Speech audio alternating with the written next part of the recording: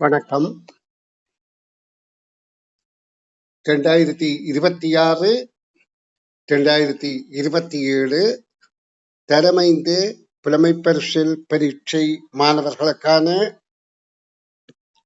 தொடர் பயிற்சிகளின் முதலாவது பயிற்சித்தாளின் 2ஆம் பக்க வினாக்களுக்கு விடை காணும் விளக்கங்கள் கற்போம். 5வது வினாவில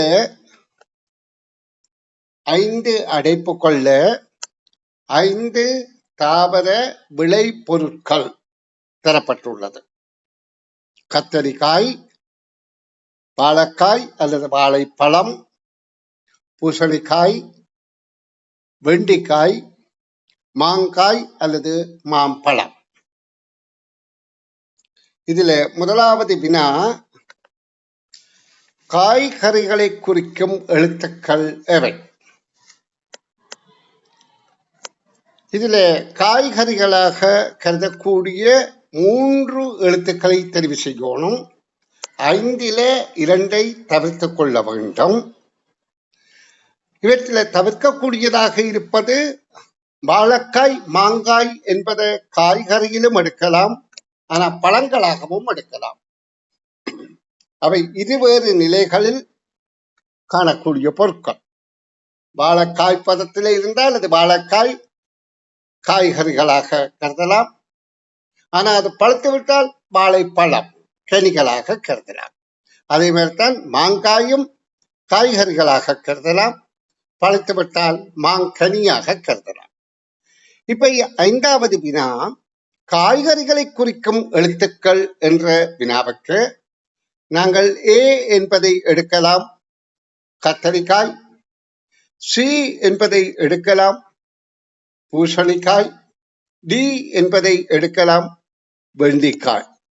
அப்ப ஏ, சி, டி என்ற 2வது வினா பொருத்தமாக இருக்கின்றது. இப்ப அதே அடிப்பில பழங்களை குறிக்கும் எழுத்துக்கள் என்று கேட்கப்பட்டபடியால் நாங்கள் இந்த வாழைப்பழம் என இதை கருத முடியும், மாம்பழம் என இதை கருத முடியும். அப்ப பிஇ என்கின்ற 3வது விடை பொருத்தமானதாக இருக்கின்றது. இனி நாங்கள் 7வது வினாவுக்கு விடையளிக்க முயற்சிப்போம். படங்களுக்கு பொருத்தமான ஒத்த கருத்து சொல்லை தெரிவு செய்க. இங்கே படத்தில ஒரு தந்தை பிள்ளைய வைத்திருந்து, தூக்கி வைத்திருந்து அல்லது கதிரையில் அமர்ந்து மடியில் வைத்திருந்து பிள்ளைக்கு புத்தகத்தில் உள்ள படங்களோ பயிற்சிகளோ எழுத்துக்களையோ காட்டி கற்கை முயற்சியில் ஈடுபடுவது. அவங்க அதற்கு விடையாக ஒத்த கருத்து சொல்லாக இதிலே குழந்தை இருக்கின்றது, தந்தை இருக்கின்றது, புத்தகம் இருக்கின்றது, அதில் ஏதாவது ஒன்றுக்கு ஒத்த கருத்து சொல்லு நாங்க தெரிவு செய்யணும். இதுல தந்தை, மகள், தாய் என்ற சொற்கள் இருக்கின்ற இடத்துல நாங்க இதிலே பொருத்தமானதாக தந்தையைத்தான் ஒத்த கருத்து சொல்லாக எடுக்கலாம்.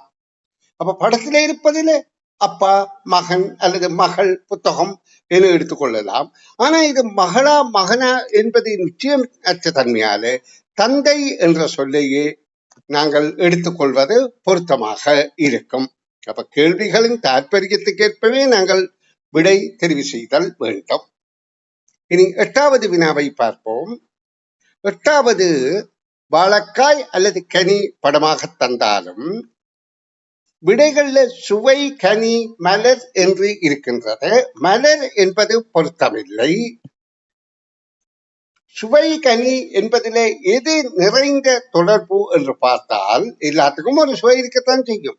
ஆனா இது வாழை கனியாக எடுத்துக்கொள்வதுதான் கூடுதலான பொருத்தமானது. அதை குறிக்கின்ற விசேடமான சொல்லாக இருத்தல் வேண்டும்.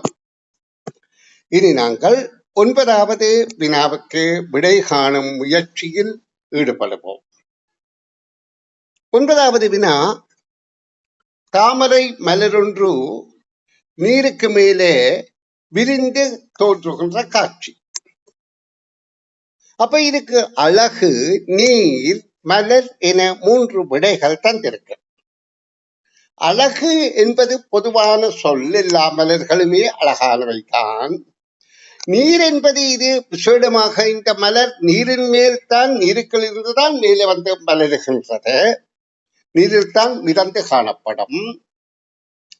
மலர் என்பதும் இங்கு பொது பெயர் என்பதனால் இதுல விசேட இயல்போடு நாங்கள் இந்த மலரோட அழகோட நீரோட தொடர்பு படுத்தி பார்க்கின்ற போது எங்களுக்கு இதுல விடையாக நீர் என்பது இது நீர்நிலையில தோன்றினாலும் இங்கு பொருள் மலர்.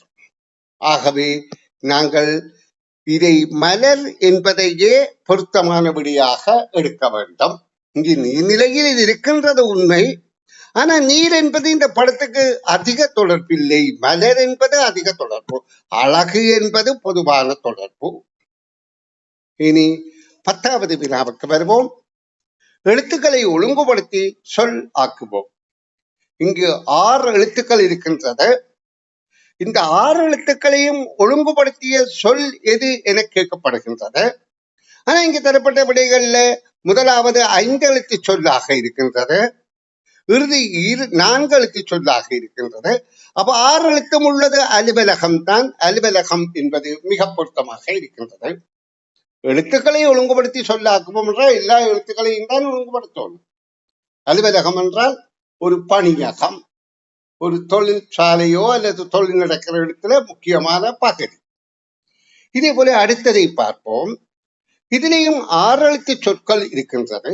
விடையாக 3 எழுத்து இருக்கின்றது, 4 எழுத்து இருக்கின்றது. ஆனா புகையிரதம் என்பது 6 எழுத்தாக இருக்கின்றது. அப்ப நாங்க புகையிரதம் என்பதை தெரிவு செய்வதுதான் பொருத்தமானதாக இருக்கின்றது. நன்று.